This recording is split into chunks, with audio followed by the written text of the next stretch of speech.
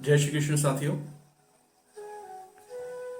जीवन में कई बार लोग इस बारे में कई बार प्रश्न करते हैं, कई बार असमंजस रखते हैं कि पुरुषार्थ प्रमुख है या भाग्य। जिनको कई बार भाग्य से मिलता है, उनकी मेहनत नहीं होती, तो लोग कहते हैं भाग्य बहुत प्रमुख है।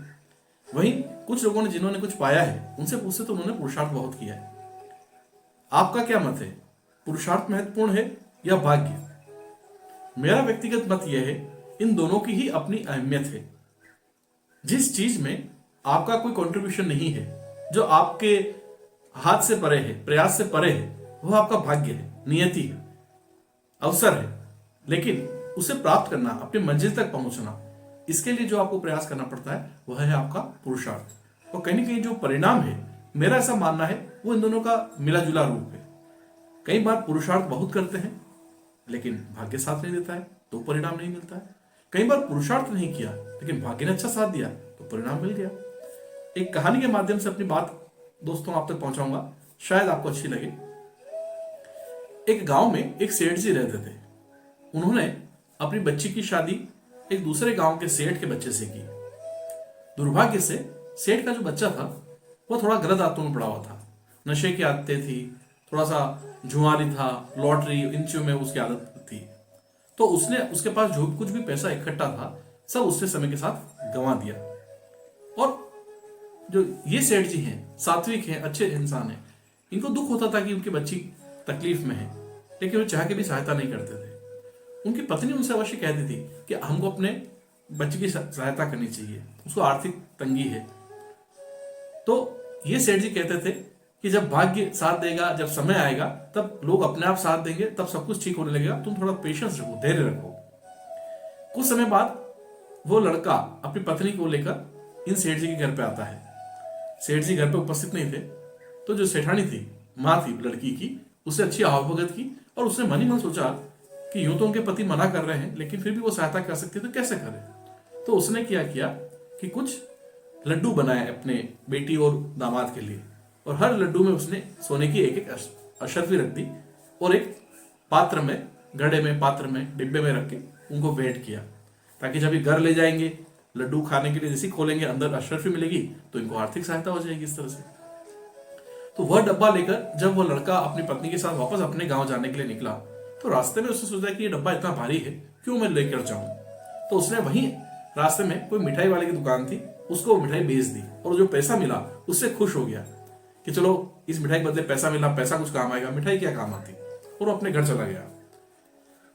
इधर सेठानी अपने सेठ जी का इंतजार करती है, और जो सेठ जी घर पे नहीं थे, वो लौट के जब आ रहे थे, उन्हें लगा कि घर पर खाली हाथ नहीं जाना चाहिए, दामाद और बच्ची आए हुए हैं, पत्नी भी है, तो ऐसा करता हूं मैं कुछ मिठाई ले चलता हूँ। तो संयोग की बात थी कि ये सेठ जी वापस उसी दुकान पर गए जहां उनके दामाद ने लड्डू बेचे थे।